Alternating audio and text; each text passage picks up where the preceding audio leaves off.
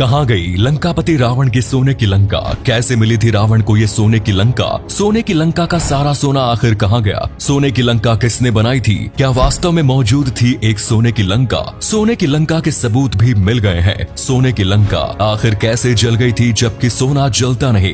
इन सभी सवालों के जवाब जानने के लिए बने रहिए हमारे साथ वीडियो के एंड तक। रामायण में रावण के सोने की लंका का जिक्र किया गया है। कहा जाता है कि सोने की लंका बेहद ही खूबसूरत थी। रावण के राज्य में असुर और आम लोग काफी खुशहाली के साथ रहा करते थे। पूरे राज्य में किसी चीज की कोई कमी नहीं थी।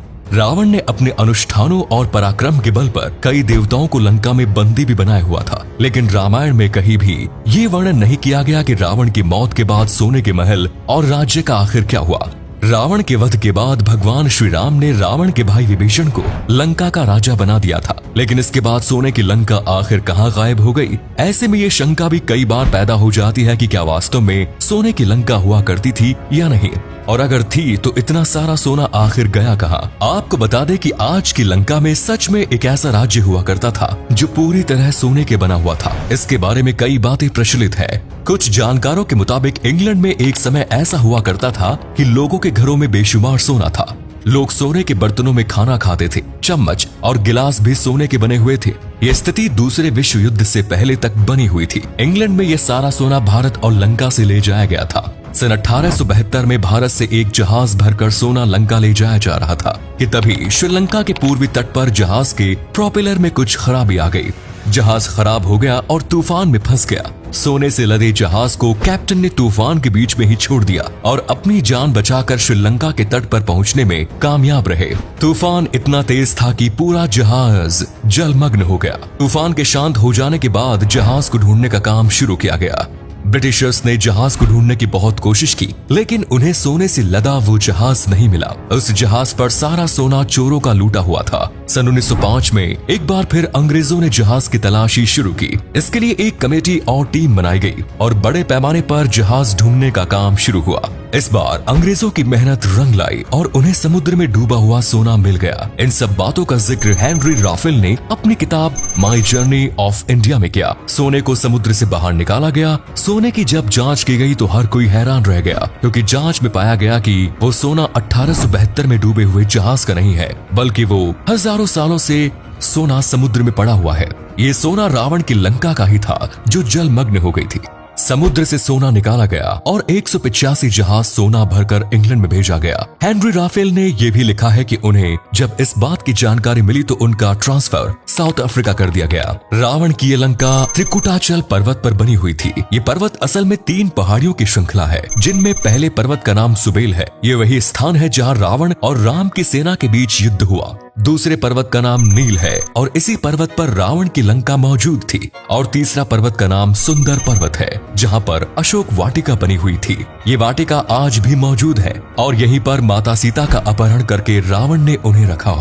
भगवान राम ने हनुमान जी को जिम्मेदारी सौंपी थी कि वो लंका जाए और माता सीता का पता लगाए। इस अभियान को तुलसीदास ने सुंदरकांड नाम दिया। इसी कारण आज भी हनुमान जी की कृपा के लिए सुंदरकांड का पाठ किया जाता है। लंका में रावण के कई हवाई अड्डे भी बने हुए थे। रावण के पास एक पुष्पक विमान भी था, जिसके जरिए ही वो यात्रा किया करता था। रावण ने देवताओं को बंदी बनाकर उनसे कई आविष्कार कराए। उनमें कई ऐसे आविष्कार थे जो आज की साइंस से भी कई गुना अत्याधुनिक थे। यानी रावण की लंका अपने समय से काफी आगे थी। लंका का निर्माण विश्वकर्मा ने किया और रावण को यह लंका कैसे मिली, इस बारे में कई कहानियां प्रचलित हैं। कहा जाता है कि शंकर देव माता पार्वती के साथ कैलाश पर्वत पर रहा करते थे। एक दिन माता पार्वती ने अपनी इच्छा जाहिर करते हुए कहा कि सभी देवी देवता बड़े बड़े महलों में रहते हैं, हमें भी एक महल बनवाना चाहिए, एक ऐसा महल जो इंद्र के महल से भी ज्यादा भव्य हो। पार्वती की इच्छा पूरी करने के लिए देवों के देव महादेव जी ने विश्वकर्मा को एक महल बनाने का हुक्म दिया और धनपति कुबेर ने इस महल को सोने का बना दिया। जब महल का निर्माण कार्य पूरा हुआ तो उसे देखकर हर कोई हैरान रह गया। किसी ने पहले इतना सुंदर भव्य सोने का महल नहीं देखा था। अब गृह प्रवेश की बारी थी और इसके लिए विष्णु जी ने कहा कि ऋषि विश्रवा जी को गृह प्रवेश की क्रिया संपन्न करने के लिए बुलाया जाए।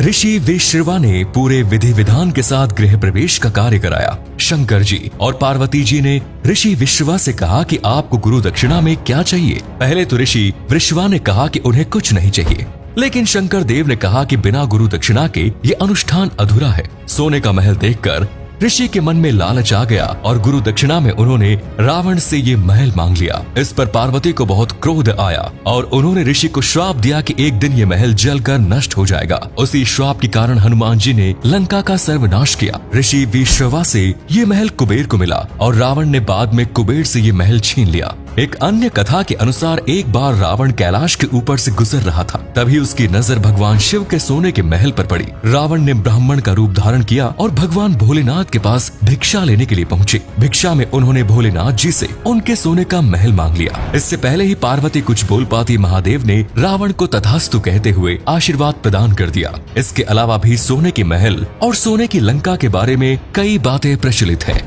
ये भी कहा जाता है कि रावण को कहीं से पारस पत्थर प्राप्त हो गया था। पारस पत्थर किसी भी धातु को सोने में तब्दील कर सकता है। राजस्थान के अलवर जिले से रावण को पारस पत्थर की प्राप्ति हुई। वहीं एक अन्य कथा की माने तो लंका में एक जैन मंदिर था, जहां रावण ने चिंतामणि पार्श्वनाथ भगवान की आराधना की थी। रावण की आराधना से इंद्रदेव प्रसन्न हुए और उन्होंने रावण को पारस पत्थर दिया। इस पारस पत्थर से ही रावण ने अपने महल और राज्य को सोने का बना दिया। रामायण में जिक्र मिलता है कि हनुमान जी ने रावण की सोने की लंका में आग लगा दी थी। पूरा राज्य धू धू कर जलने लगा, लेकिन सोने में तो इस तरह आग लगती ही नहीं है। बहुत अधिक तापमान पर गर्म करने पर सोने को पिघलाया जा सकता है, लेकिन लकड़ी की तरह सोने का जलना मुमकिन नहीं। ऐसे में कुछ आधुनिक इतिहासकारों का मानना है कि लंका सोने की नहीं थी। रावण के राज्य को सोने की लंका इसलिए कहा जाता था क्योंकि वहाँ बहुत अधिक समृद्धि थी। यहाँ पर सोने का शाब्दिक अर्थ नहीं निकालना चाहिए। सोने को यहाँ समृद्धि का प्रतीक माना गया है। अक्सर कविताओं में या लेख में किसी चीज का वर्णन करने के लिए कुछ उपमाएं दी जाती है, जैसे रावण का 10 सिर का होना या 20 भुजाओं का होना। असल में तो रावण बहुत अधिक बुद्धिमान था, जिस कारण कहा जाता है कि उसके 10 सिर हुआ करते थे। बहुत अधिक बलवान होने के कारण ये वर्णन किया गया है कि रावण की 20 भुजाएं थी। ये ठीक इसी तरह है जैसे भीम के लिए कहा जाता है कि उनमें 1000 हाथियों का जितना बल था। इसी प्रकार लंका आम राज्यों की तरह ही थी और हनुमान जी के जलाने पर वो जल गए। दोस्तों, हमने आपको लंका के सोने के सबूत और प्रमाण भी बता दिए और साथ ही अन्य पहलुओं की दृष्टि से भी आपको पूरा वाकया समझा दिया है। अब ये आपके ऊपर है कि आप किस पर विश्वास करते हैं। आपको क्या लगता है, क्या वास्तव में सोने की लंका थी? इस बारे में अपनी राय कमेंट्स में जरूर दीजिए। आज के लिए इतना ही दोस्तों। वीडियो अच्छी लगी तो इसे अधिक से अधिक लाइक कीजिए और शेयर अवश्य करें। धन्यवाद।